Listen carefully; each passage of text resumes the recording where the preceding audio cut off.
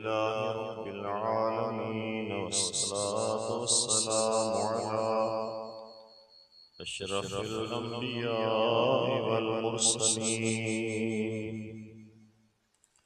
अम्मा बअद फक़द क़ाल अल्लाहु तबारक व तआला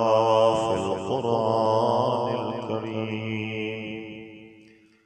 अऊज़ु बिल्लाहि मिनश शैतानिर लईनिर रजीम। बिस्मिल्लाहिर रहमानिर रहीम।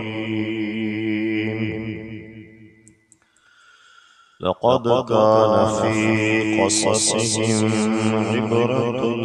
लिउलिल अलबाब। मा कान हदीसन युफ्तरा वलाकिन तस्दीक़ल्लज़ी बैन यदैहि व तफ़सील कुल्लि शैइन व हुदन व रहमतन लिक़ौमिन युमिनून। सदक़ल्लाहु मौलानल अलिय्युल अज़ीम व बल्लगना रसूलुहुन नबियुल हबीबुल करीमुल अमीनुर रऊफ़ुर रहीम। बंदे परवरदिगार उम्मते अहमद नबी सल्लल्लाहु अलैहि वसल्लम।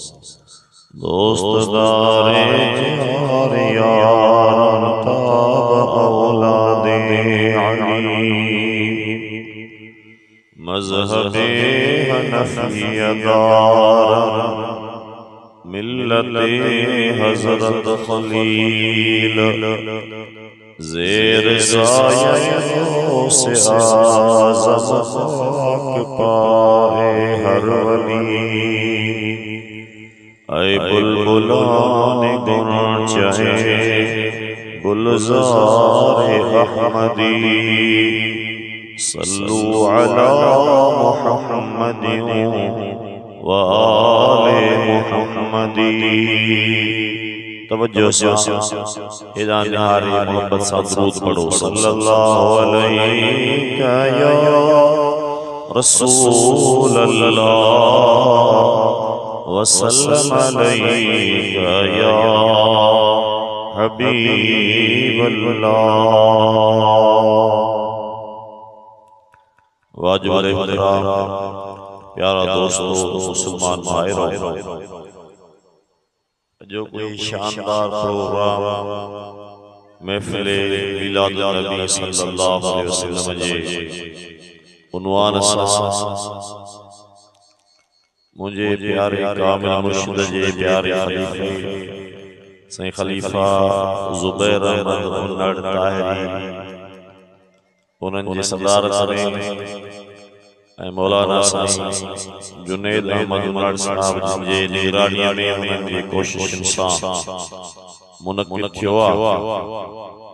ओरे परे खां उलमाए कराम तशरीफ़ फरमा थिया, नात ख़ान हज़रात आया जिन तव्हां खे किताब ॿुधाया ऐं नात जे सूरत में अवां जे इश्क़ जे उन जोहर खे जाॻाए अवां जी मोहब्बत में इज़ाफ़ो कयो। चंद मिनटनि जे लाइ अवां जे साम्हूं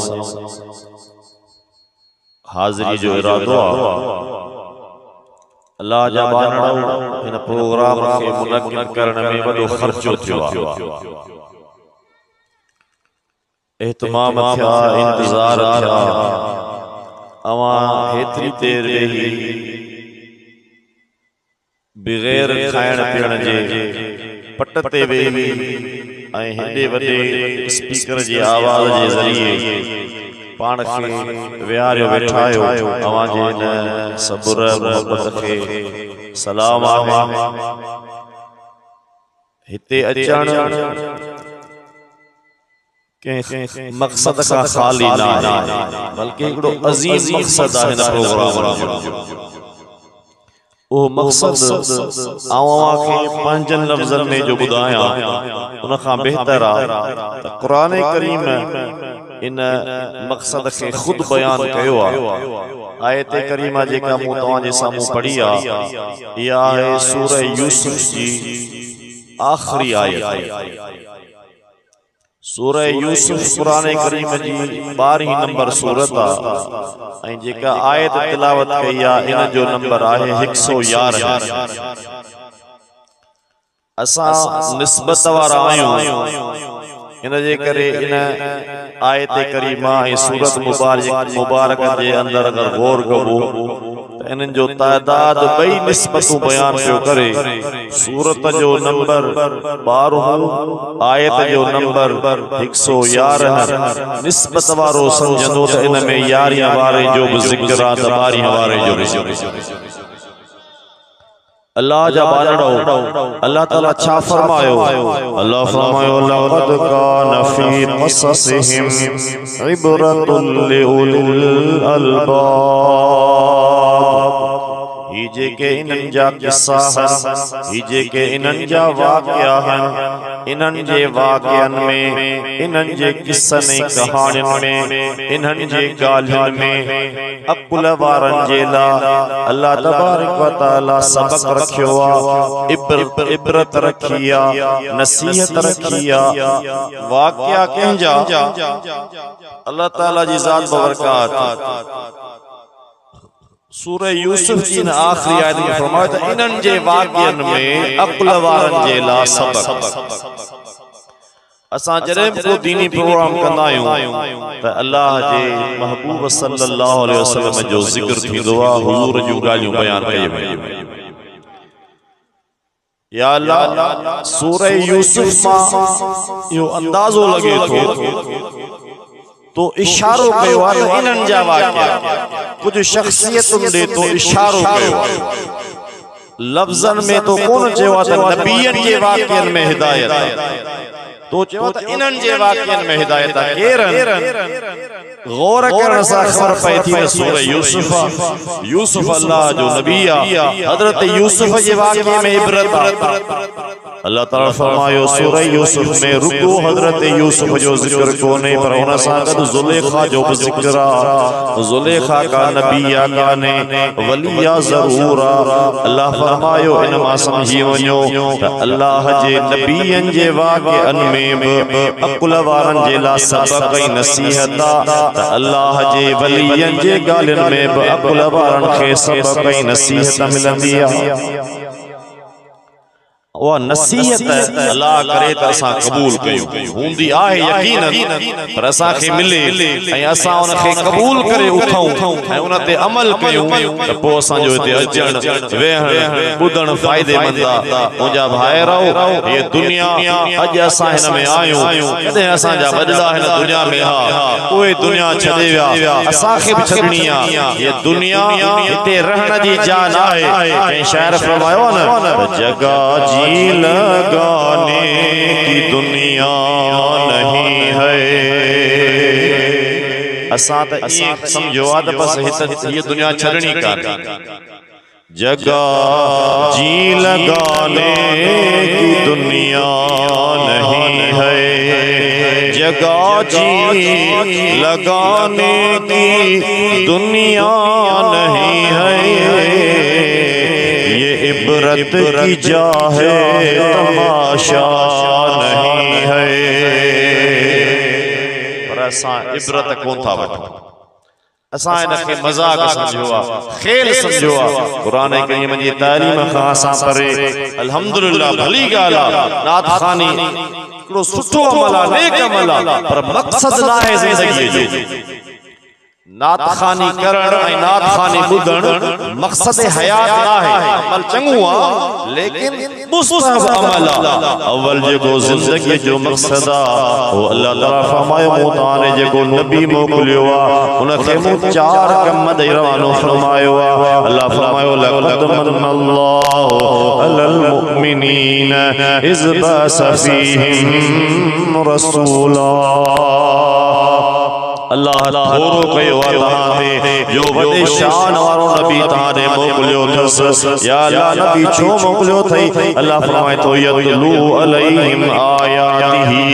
नबीअ जो पहिरियों कमु ही आहे जो तव्हांखे अल्लाह जो आयतो पढ़ी थो ॿुधाए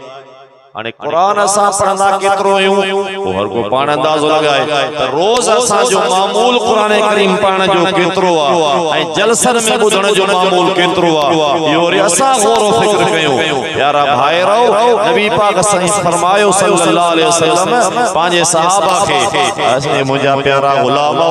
अवां मां केरु इहा ॻाल्हि पसंदि थो करे त उनखे रोज़ दाचियूं जेके ढुकियूं हुजनि वियम हुजन खीर वारियूं हुजन उहे कंहिंखे मिलन हो केर थो पसंद करे जो हो बिना मेहनत जे बगैर कोशिश जे उनखे बदा जो रोज मिलन सभनी चयो सही हर को चाहींदो त बदा जो उन टाइम ते राजी जो रवाज उठ जाम हो मक्के मदीने में हुजूर फरमायो केर थो चाहे जो सभई था चाहियूं पाण फरमायो पोइ मां तव्हांखे दस थो ॾियां जेको अल्लाह जे पाक कलाम क़ुरान करीम जूं रोज ब आयतूं सिखे समझे अल्लाह ताला उनखे ये समझो जो बस रखियो सुहणो डाजू अता फरमाए प्रमेव जेको टे पढ़ियो रखे टे जेको चार पढ़ियो रखे चार मुंहिंजा भाइरो क़ुरान करीम जे तालीम जी नबी अलैहिस्सलातु वस्सलाम असां खे तलकीन कई आहे त क़ुरान पढ़ो समझो अल्लाह फरमायो वो नबी मोकिलियो ई तॾहिं आहे त तव्हां ते अल्लाह जो आयत तिलावत करे वयुज़ीहिम ऐं अव्हां खे पाक बनाए हिकड़ी हकीकी पाकाई आहे उहा आहे ईमान सां जेका मिलंदी आहे कुफ्र नापाकी आहे ईमान पाकाई नबी साईं जे सदके अल्लाह ताला असां खे ईमान जी दौलत सां माला माल फरमायो बिया ज़ाहिरी पाकाई जेका नबी साईं असां खे खुद से खारी आहे पर असां उन जे तरफ़ तवज्जो ई कोन था कयूं पेशाब कंदासीं त बगैर पाणीअ जे वट कोन कंदासीं वो कपड़ा पिया ख़राब थींदा जिस्म पियो ख़राब थींदो ओ मुंहिंजा भाइरो रसूलुल्लाह जे मीलाद में अचण वारो नबी साईं असां खे पाकीज़ा ज़िंदगी जी तलकीन कई आहे पाकाई सेखारी आहे असां उन पाकाई खां केतिरो मुंह मोड़े वेठा आहियूं उहो असां पाण गौर कयूं अल्लाह जी ज़ात फरमायो मूं नबी तव्हां ॾे मोकिलियो ई इन जे करे आहे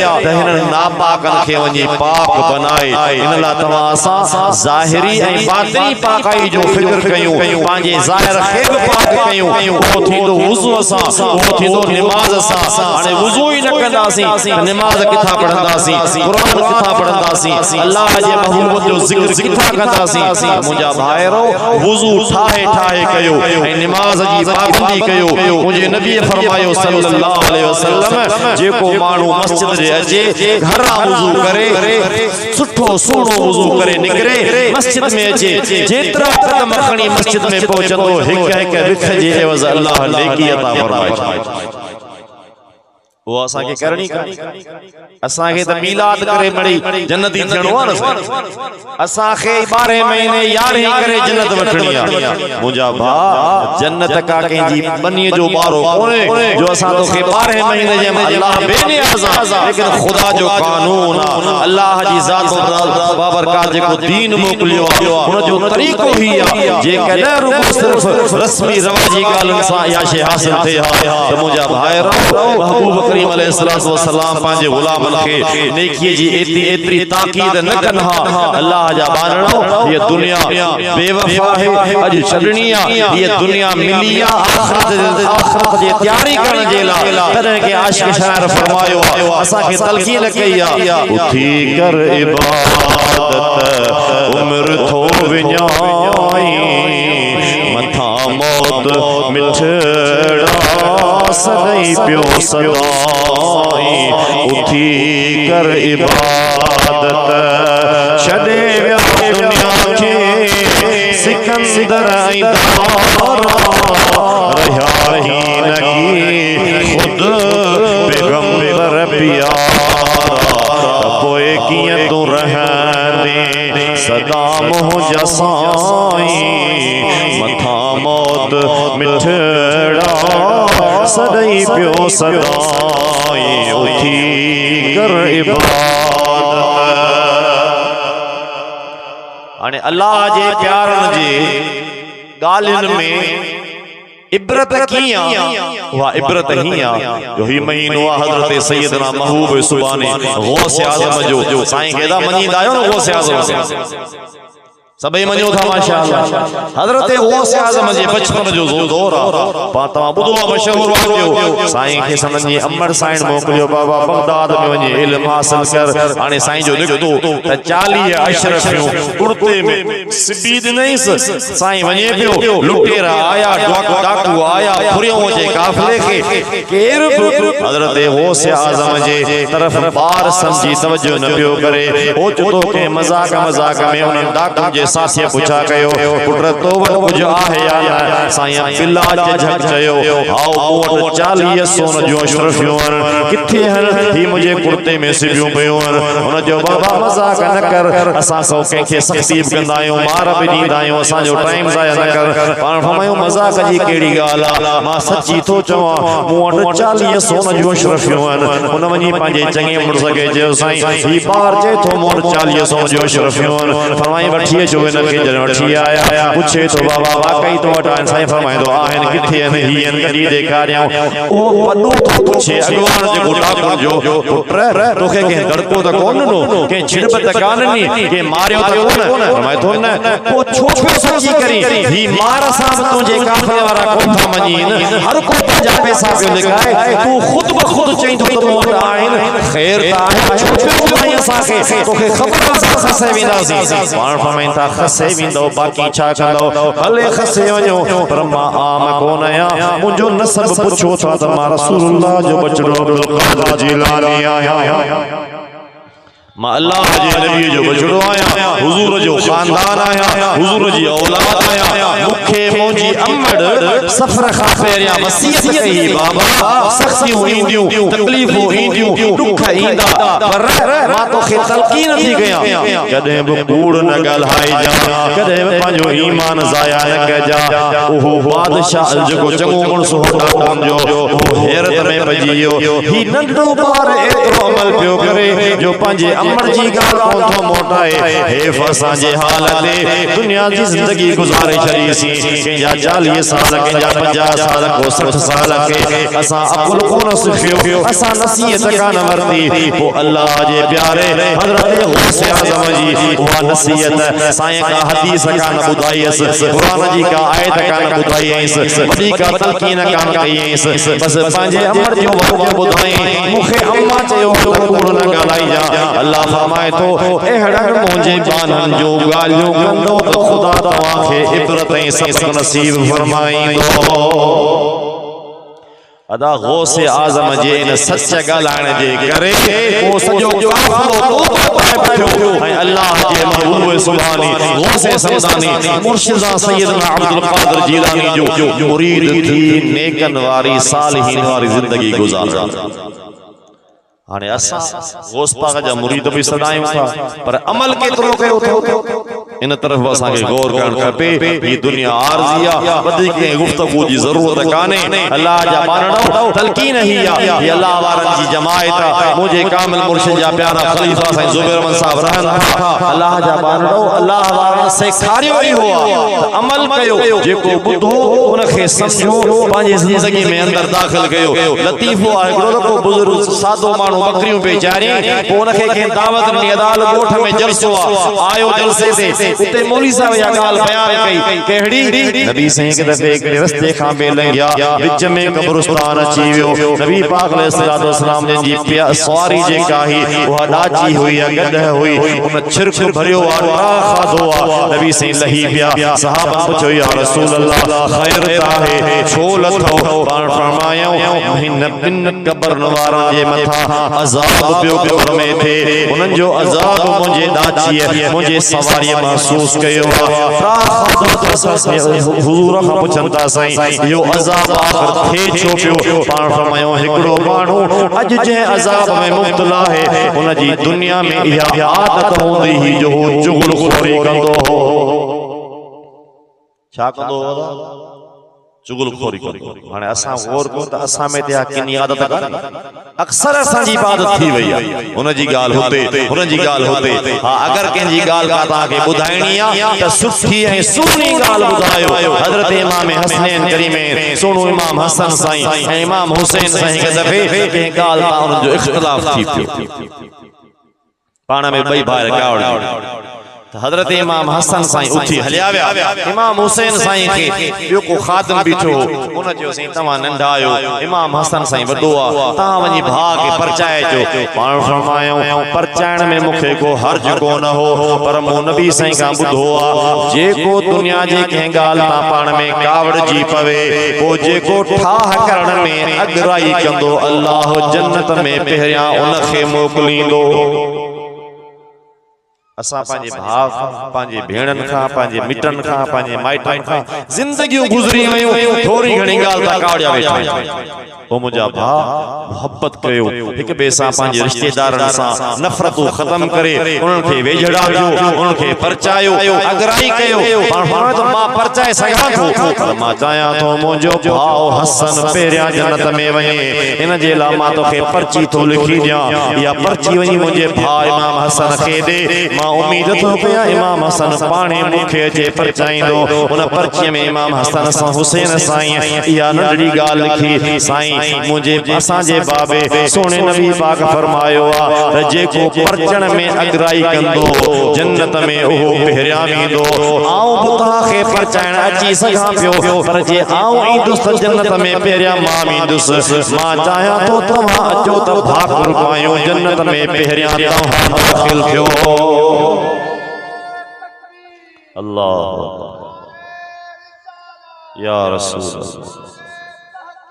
हक चार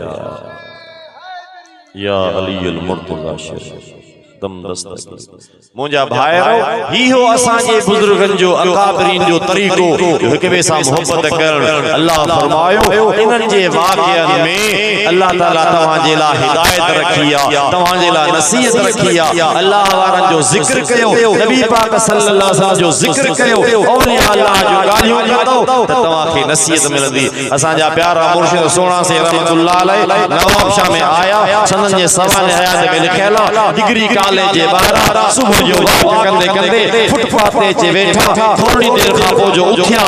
पाण पहिरियां कपड़ा छंडियूं जेके खलीफ़ा साईं गॾु हुया उन्हनि जो साईं कपड़ा छो पिया छंडियो पाण फरमायूं ज़मीन ते वेठा आहियूं कुझु गिवलियूं चढ़ियूं हूंदियूं जिस्म ते मथां चढ़ी वियूं हुजनि हिक ॿिए सां गॾु हूंदियूं सलाड़ियल हूंदियूं आऊं जेकॾहिं तां हलियो वञा मुंहिंजे कपिड़े ते ॿ टे गिवलियूं चढ़ी वञनि उन्हनि खे परे वञी छंडियां या परे वञी किरंदियूं त पंहिंजे साथ खां टुटी वेंदियूं इन लाइ सोचूं था त हर का पंहिंजे साथनि सां गॾु ज़िंदगी गुज़ारे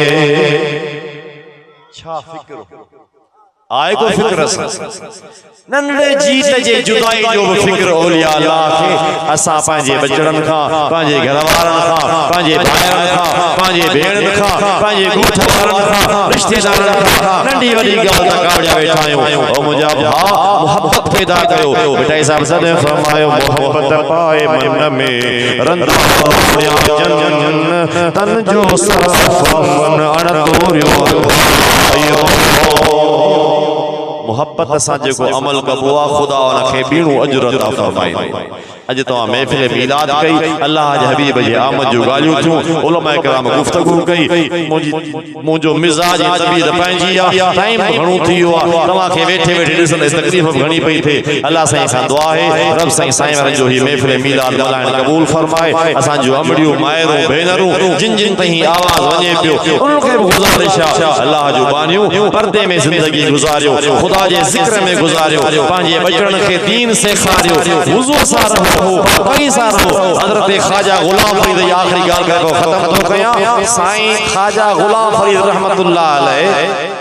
ख्वाजा निजामुद्दीन औलिया जा मुरीद हुया एक दफे पंहिंजे अम्मा खे चयूं त अम्मा आऊं अल्हम्दुलिल्लाह सॼी ज़िंदगी तहज्जुद कज़ा ना है कई अमर पुछन त पुट छो भला चई त मुंहिंजे मुर्शिद जी दुआ आहे मूंखे उन्हनि जो फैज़ आहे मुरीद ते हमेशा पंहिंजे मुर्शिद जी निगाह हूंदी अमड़ साईं पुछस पुट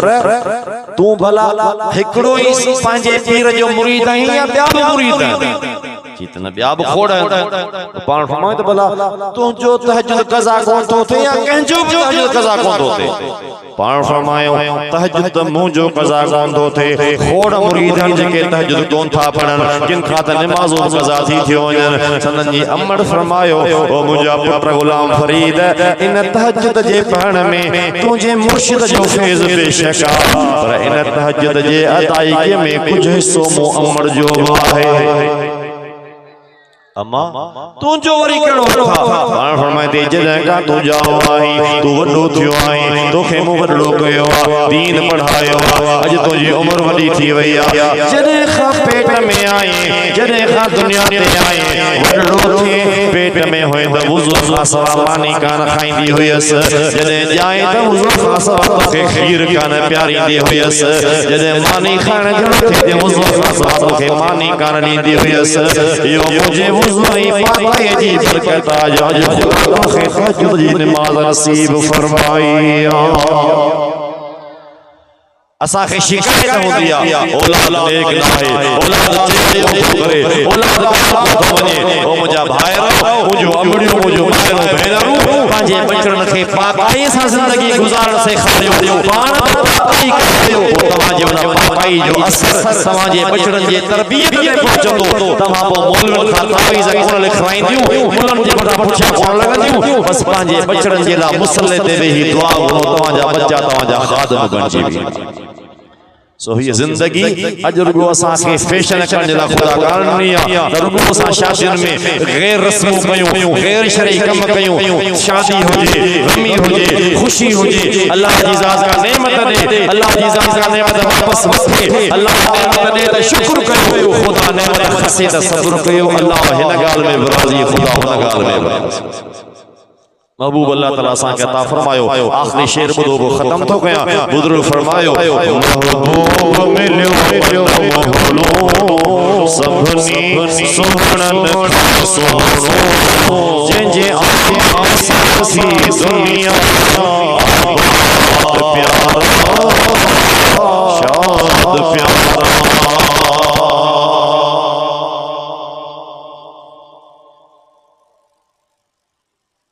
गाल विधि वदी टाइम भी घणो थी द्रुशी मोहब्बत पढ़ो सल्लल्लाहु अलैहि या रसूल अल्लाह वसल्लम अलैका या हबीब अल्लाह पढ़ो रे आवाज आखिरी गाल के सल्लल्लाहु अलैहि या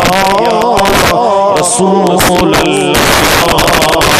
वसल्लम अलैका या हबीब अल्लाह नबी सिंह आशिको करीम अलैहिस्सलाम जे साल जे रात दुनिया ते आया यावा उन रात एकड़ो मक्के पाक जो रहवासी हो खालिद बिन सईद उन जो नालो हो उन ख्वाब डिठो केड़ो मक्के पाक में ऊंदाही थी वई सिर्फ मक्के में न पर सजे जहान में ऊंदाही थी वई ऊंद फैलजी वई ओचितो ज़मज़म जे खूह मां एकड़े नूर जी लाइट निकती नूर जो शुआ निकतो जेको वनी आसमान सा लगो उन नूर जी लाइट जे करे मक्को त रोशन थियो पर सजो जहान रोशन थियो चो सुभान अल्लाह वडे आवाज चो सुभान अल्लाह ओ दिहाड़ो हो नबी साईं जे दुनिया ते अचण जो उन जे मानो ख्वाब डिठो उन वक्त उन जी उम्र हुई 40 साल जे रात नबी साईं दुनिया ते आया सल्लल्लाहु अलैहि वसल्लम हुजूर दुनिया ते आया ए जे ख्वाब डिठो उन मानो जी उम्र हुई 40 साल हाने 40 साल मुझे महबूब मक्के पाक में जिंदगी गुजारी मानो हुजूर जा अखलाक डिठा नबी साईं जी गुफ्तगू बुधी हुजूर जी जात बरका जा फयूज बरकत डिठा 40 साल हुजूर मक्के में जिंदगी गुजारण खां बाद जद नबूत जो ऐलान कयो अल्लाह जे महबूब जे नबूत जे ऐलान काफरन जो वायु वार करे छडियो परेशान थी त ही छा थी वियो असां अल्लाह जे महबूब जे बारे में इहो कोन सोचो हो पर ही त अल्लाह जे महबूब जी दावा अची वई ख़ुदा जो नबी आहे हाणे जिन खे अल्लाह ताला ईमान नसीब कयो हो उहे ईमान आण शुरू थी विया पंज माण्हू मुस्लमान थिया छहूं मुस्लमान केर बि कोन हाणे हिन ख़ालिद बिन सईद जंहिं 40 साल पहिरियां ख़्वाब ॾिठो हाणे हिन जी उम्र थी वई 80 साल नबी साईं जी उम्र थी आहे 40 साल हिन जे कननि ताईं हुज़ूर जो पैगाम पहुतो आहे हिन ॻाल्हि ॿुधी पोइ लठ ते टेक ते आयो नबी साईं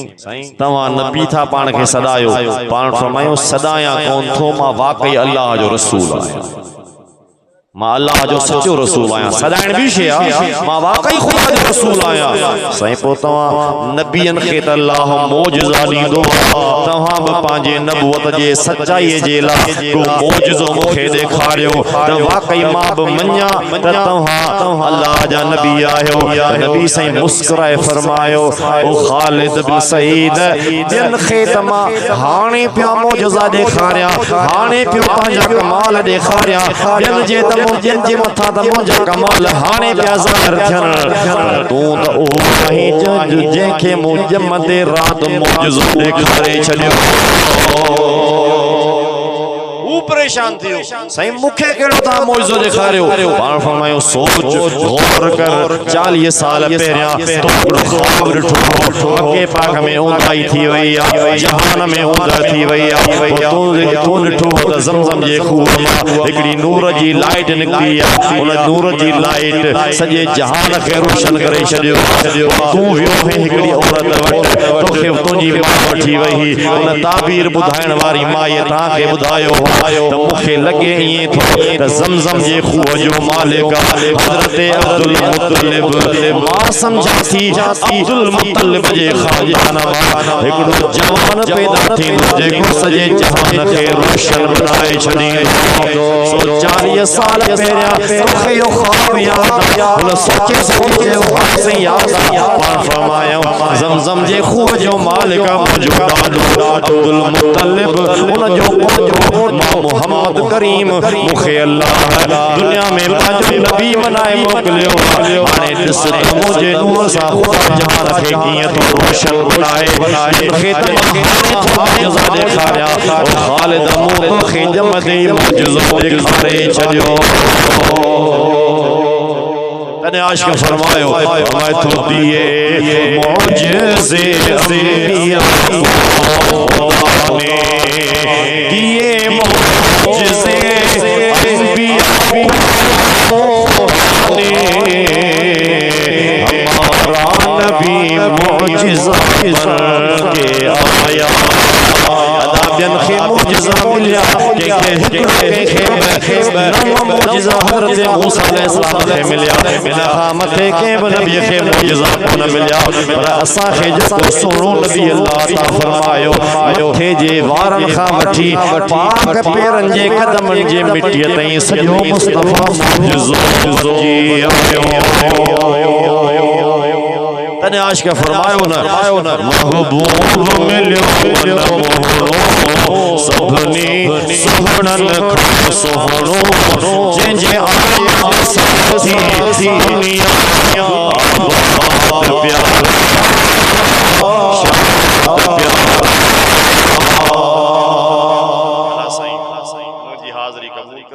साईं वारनि जो महफ़िल मीलाद मल्हाइण क़बूल करे नमाज़ 5 वक़्त पाबंदी सां पढ़ो क़ुरान करीम जी तिलावत कयो सोने नबी ते दुरूद कसरत सां पढ़ो पंहिंजे